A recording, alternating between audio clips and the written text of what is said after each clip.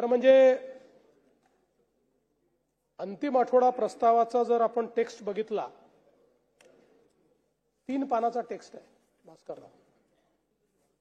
हे इतके वर्ष तुम्ही सभागृहात आहे, मी सभागृहात आहे, इतका मोठा टेक्स्ट अंतिम आठवडा प्रस्तावाचा कधीच बघितला नाही. आणि त्यातल्या अर्ध्या विषयांवर कोणी बोललंच नाही. म्हणजे जे तुम्ही टेक्स्टमध्ये मांडलं ना त्यातले अर्धे विषय कोणी मांडलेच नाही. त्यामुळे आता हा टेक्स्ट तयार करणारे आणि मांडणारे यांच्यात काही संबंध आहे का किंवा काही चर्चा झाली आहे का. आणि सगळ्यात महत्त्वाचं काय आहे की मी होमच्या चर्चेला सविस्तर उत्तर दिलं होतं. पुन्हा सगळे होमचे ते विषय आले, काय अडचण नाहीये. पण त्यात नव्याने मांडणी पण काहीच नाही, तीच मांडणी झाली. आणि आता बघा आमच्या सुनील प्रभूजींनी जी आकडेवारी मांडली तीच नाना भाऊंनी मांडली. बरं मागच्या वेळेस ती आकडेवारी कशी चुकीची आहे हे परवाच सांगितलं मी की आकडेवारी कशी वाचायची. महाराष्ट्र नंबर 2 वर नाही 8 वर आहे, पण तरी तेच या ठिकाणी मांडण्यात आलं. मुळातच मला असं वाटतं की विरोधी पक्षाला आपल्या विरोधी पक्षाच्या भूमिकेत जावं लागेल.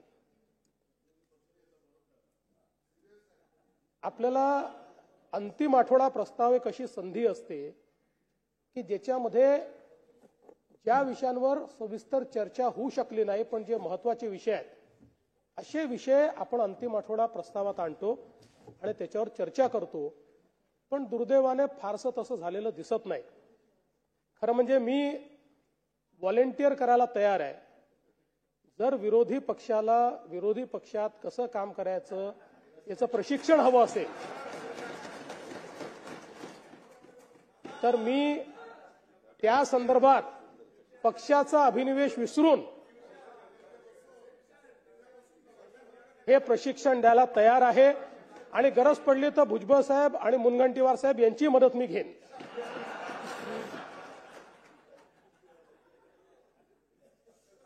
कारण शेवटी सक्षम विरोधी पक्ष असणं हे लोकशाहीमध्ये अत्यंत महत्त्वाचं आहे. आणि सक्षमता ही संख्येने ठरत नाही. भुजबळ साहेब एकटेच होते, पूर्ण सभागृह डोक्यावर घ्यायचे पण विषय योग्य घेऊन घ्यायचे. त्यामुळे मला असं वाटतं की थोडं कुठेतरी भास्करराव तुमच्यासारखा ज्येष्ठ सदस्य असताना अंतिम आठवडा प्रस्तावावर त्या ठिकाणी अन्याय झालेला दिसतो.